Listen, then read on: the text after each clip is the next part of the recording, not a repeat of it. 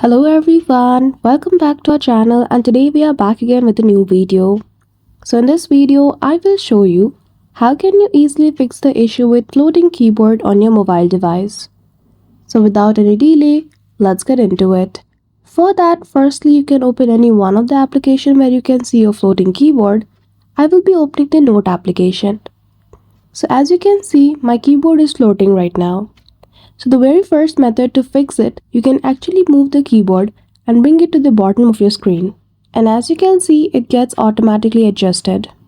But if you want to follow the manual method, simply click on the three dots in your tab at the top or click on the four dots like mine.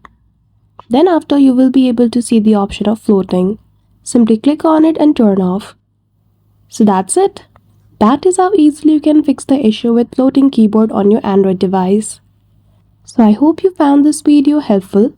If you did, don't forget to give it a thumbs up and subscribe to our channel for such tutorial.